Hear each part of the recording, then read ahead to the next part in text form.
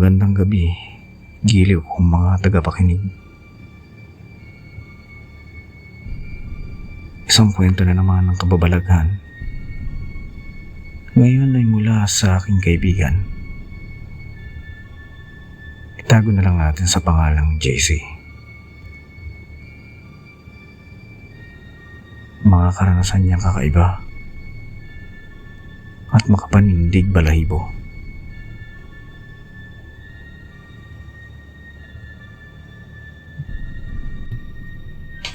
Nakatitig lang si JC ng walang ekspresyon sa screen ng kanyang computer.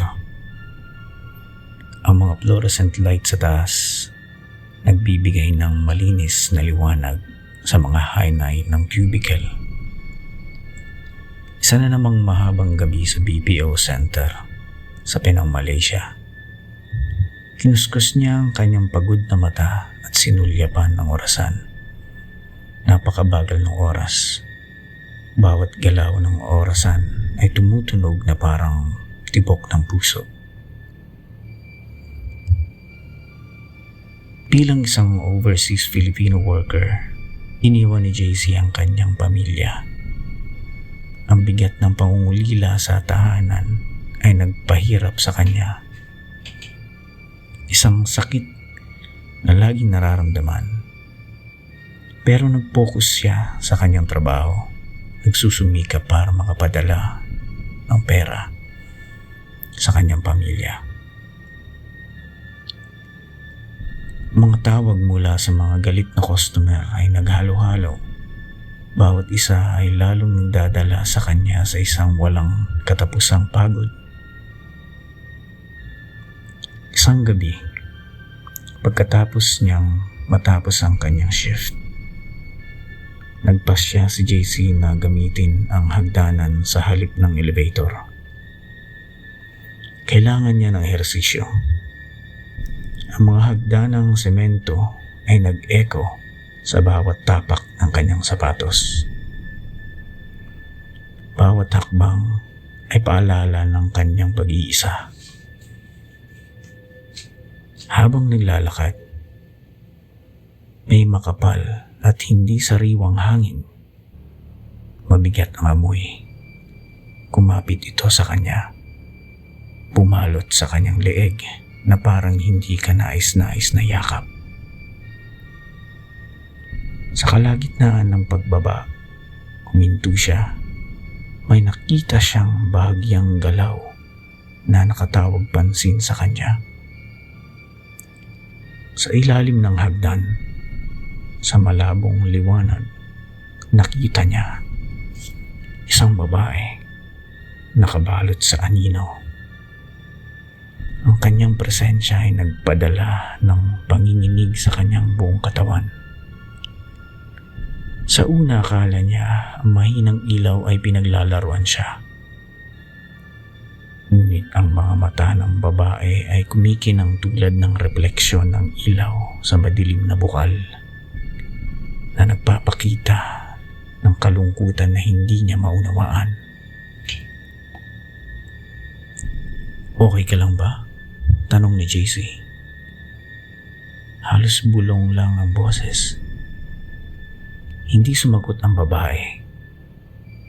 Sa halip, ikiniling niya ang kanyang ulo at pinagmasdan lamang si JC sa kinatatayuan niya. Meron sa babae na parang pamilyar kay JC. Kahit hindi niya pa ito nakita noon. Lumapit siya ng hagdanan, dahan-dahan, at pabilis ng papabilis ang tibok ng puso. Kailangan mo ba ng tulong? Tanong ni JC. Wala pa rin imik ang babae. Yung nakakakilabot na titig lang ang kanyang natanggap. Pakiramdam niya, hinihila siya na parang tinatawag siya nito papalapit. Pero pilit siyang sinasabihan ng instinct niya na matras. Kaya't natumba siya patras at bumilis ang tibok ng puso. Huwag kang lalapit, Sigaw ni JC sa nilalang na papalapit sa kanya sana. Isang ngiti ang dahan-dahang lumitaw sa bibig ng kaharap niya. Dahan-dahan at nakakatakot. Parang nasusuka bigla si JC sa takot. Bumangon siya at nagmadaling bumaba sa hagdan. Tinig na dinig niya ang pagtibok ng kanyang puso na parabang mas malakas pa sa bawat tunog ng tapak niya sa hagdan. Hindi siya lumingon at patuloy na lumayo sa babaeng nilalang. Habang pababa siya sa hagdan, nakita siya ng pintuan, ngunit sa kasamaang palad, ito ay nakalak. Pilit niyang binubuksan ngunit ayaw. At bigla na lang lumilim ng bahagya ang paligid na parabang may humarang sa ilaw ng hagdan sa likod niya. Dahan-dahan siyang lumingon sa kanyang likuran habang patuloy na dumadaloy ang malamig na pawis sa kanyang muka. Sobrang kaba niya na parang wala siya marinig kundi ang tibok ng puso niya. At noong nakalingon na siya, tumambad sa kanyang harapan ang babaeng dahan-dahang naglalakad papalapit sa kanya.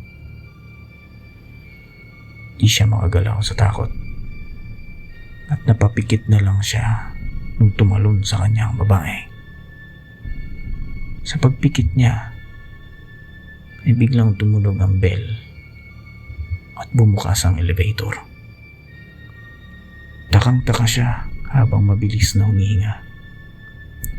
Napagtanto niya na nasa loob siya ng elevator at nasa ground floor na ng gusaling pinagtatrabahuan niya. Hindi niya alam kung paano siya nakarating sa elevator. Dali-dalian siyang lumabas ng elevator habang gulong-gulo sa mga pangyayari. Simula noon, hindi na niya ginamit ang hagdan na iyon at parati na lang siya nag-elevator. Maraming salamat sa pakikinig. Ito po ang inyong Kuya Choleng. Nagpapaalala, magtabi-tabi po. Baka kayo manuno.